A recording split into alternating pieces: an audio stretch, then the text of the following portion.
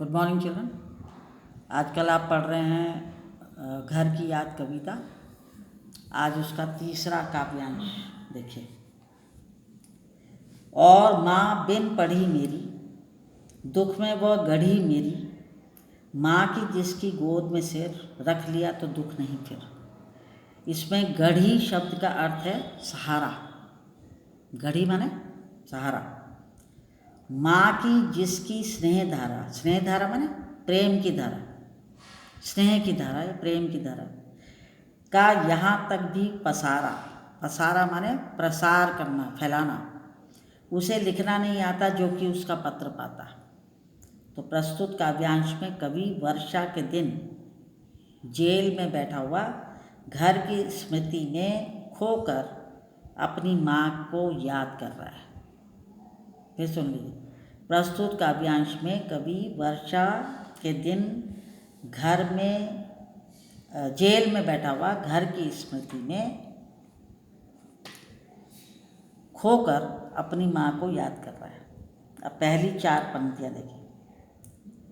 कवि कहता है, और माँ बिन पढ़ी मेरी, दुख में वह गढ़ी मेरी। कवि कहता है कि उसकी माँ पढ़ी लिखी नहीं है। वह उसके जेल जाने के कारण दुखी और आहत है। वह अपनी माँ की ममता का उल्लेख करते हुए कहता है, उसका वर्णन करते हुए कहता है कि उनकी गोद में सिर रखने से, माँ की जिसकी गोद में सिर रख लिया तो दुख नहीं फिर, कि माँ की गोद में सिर रखने से उसके सारे कष्ट और दुख दूर हो जाते हैं। अर्थात माँ के स्नेह भरे स्पर्श से कवि अपने सारे कष्ट भूल जाता है।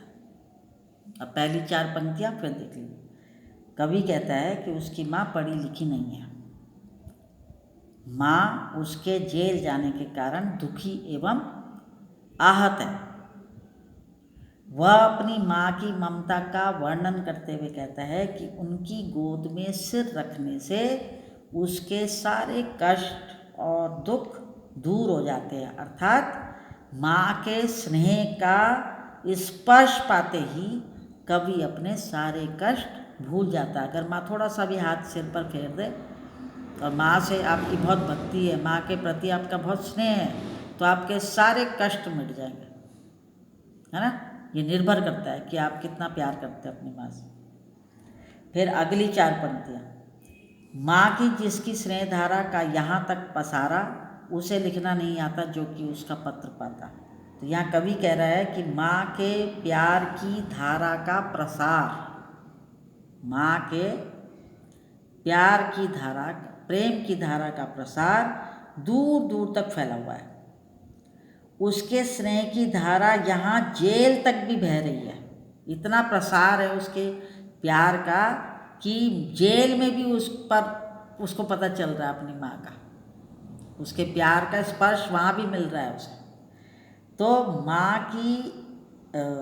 माँ के प्रेम की धारा का प्रसार बहुत दूर दूर तक फैला हुआ है और उसके स्नेह की धारा यहाँ जेल तक भी बह रही है। कहने का तात्पर्य क्या है, भाव क्या है इसका, कि कवि जेल में भी माँ के स्नेह स्पर्श को अनुभव करता है।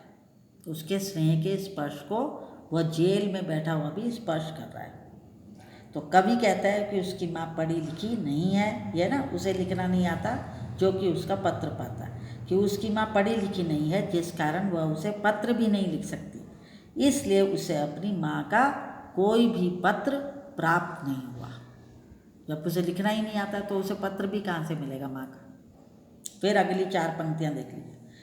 कवि कहता है कि माँ के प्यार की धारा का प्रसार बहुत दूर दूर तक फैला हुआ है और उसके स्नेह की धारा यहाँ जेल तक भी बह रही है। तो कहने का भाव ये है कि कवि जेल में भी माँ के स्नेह स्पर्श को अनुभव करता है। कवि कहता है उसकी माँ पढ़ी लिखी नहीं है जिस कारण वह उसे पत्र नहीं लिख सकती, इसीलिए उसे अपनी माँ का कोई पत्र प्राप्त नहीं होता।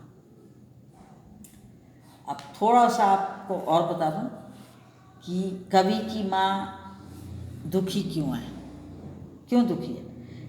कवि 1942 में हुए भारत छोड़ो आंदोलन के कारण कारावास में है।